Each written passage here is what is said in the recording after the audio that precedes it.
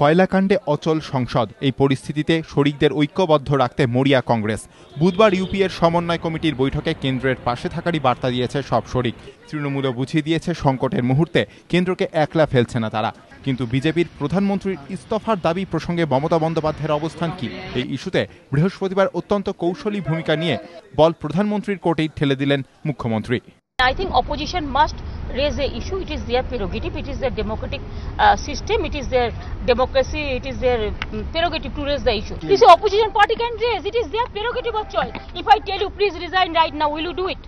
It depends on you. ইউপিএর সঙ্গ না ছাড়ার বার্তা দিলেও মমতা বন্দ্যোপাধ্যায় একবারও বললেন না প্রধানমন্ত্রীর ইস্তফা দেওয়ার প্রশ্নই ওঠে না। আর তৃণমূল নেত্রীর এই অবস্থানকে অত্যন্ত তাৎপর্যপূর্ণ বলে মনে করছে রাজনৈতিক মহল। তাদের ব্যাখ্যা, সংকটের মুহূর্তে পাশে থাকলেও কংগ্রেস পুরোপুরি চাপমুক্ত হোক এমনটাও চাইছেন না মমতা। কারণ তিনি বুঝতে পারছেন কেন্দ্র অস্বস্তিতে থাকলে দর কষাকষি করে রাজ্যের দাবি দেওয়া আদায় করাটা সহজ হতে পারে। রাজ্যের আর্থিক পরিস্থিতি সম্পর্কেই এদিন কেন্দ্রীয় অর্থমন্ত্রী পি চিদম্বরমের সঙ্গে বৈঠকও করেন মুখ্যমন্ত্রী। বৈঠক শেষে জানান চিদম্বরমের সঙ্গে বিস্তারিত আলোচনা করবেন Amit Mitra. Regarding of course the financial situation also we discussed and I sent my finance minister Amit Mitra to him so that they can discuss into in details. I cannot discuss into in details.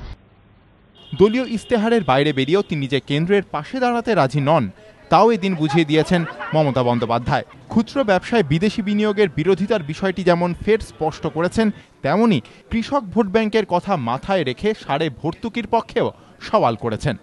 আমি দেখেছি যে কৃষকরা খুব problem face করছে এবং সারের দাম বড্ড বেশি এবং সার রাজ্য সরকারের আন্ডারে নয়, এটা কেন্দ্রীয় সরকারের আন্ডারে। যে সারটার দাম বেশি সেটা বিদেশ থেকে আমদানি হয় এবং আমাদের রাজ্যে যায়, চাষিরা চাষ করতে পারছে না।